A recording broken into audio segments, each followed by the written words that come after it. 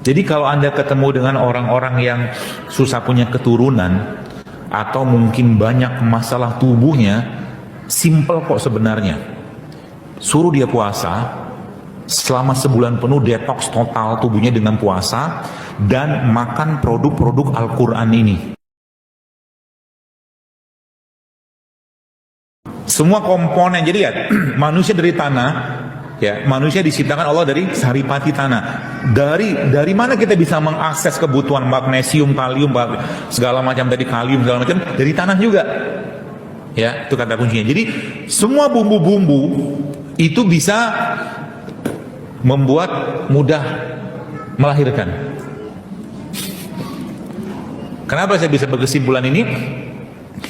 Ada penelitian yang dilakukan di 2 negara, bukan penelitian, saya pernah baca datanya. India merupakan salah satu negara yang sangat besar pertumbuhan penduduknya.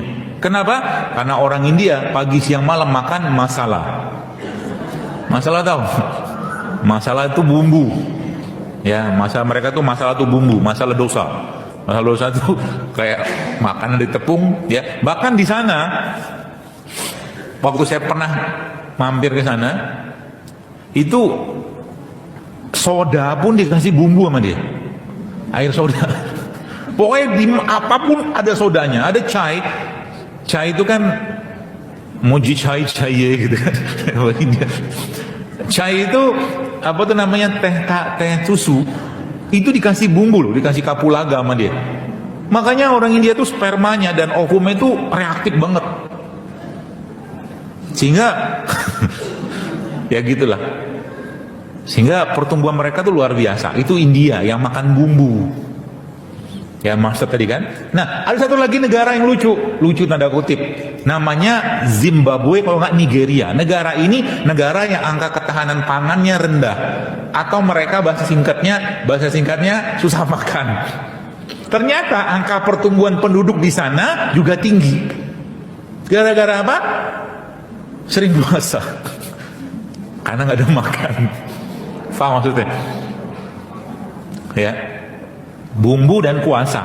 Jadi kalau kita mau gabungin gimana? Indonesia tuh kaya raya sama bumbu.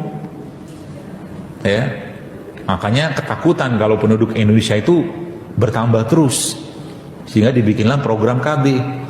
Ketika dibikin program KB pakai hormon, pasti akan terjadi imbalance hormon, dan pasti akan kemungkinan besar akan memicu tumor, kanker, gara-gara hormon yang diberikan pada birth pill kalau mereka bilang.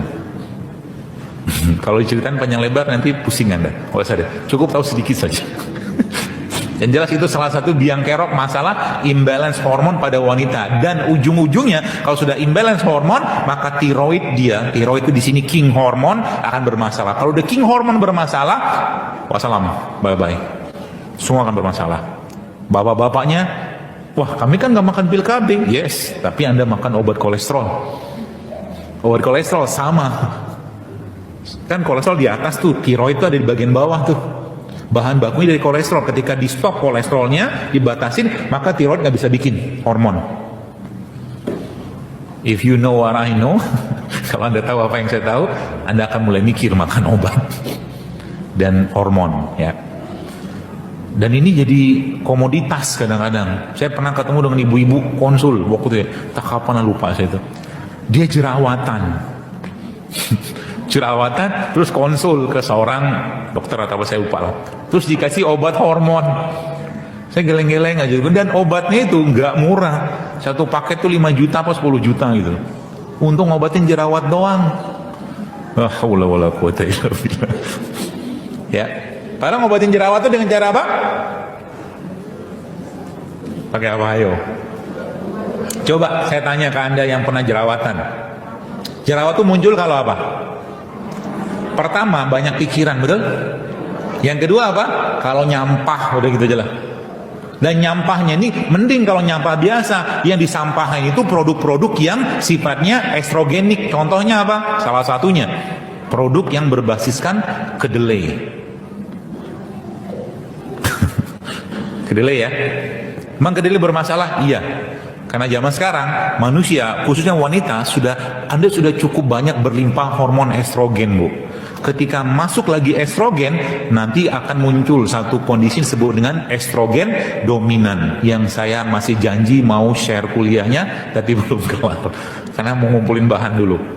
Ya, estrogen dominan. Kalau sudah estrogen dominan, ya sudah, banyak urusan, PCO, endometriosis, kanker, tumor, semua komplit gara-gara estrogen dominan.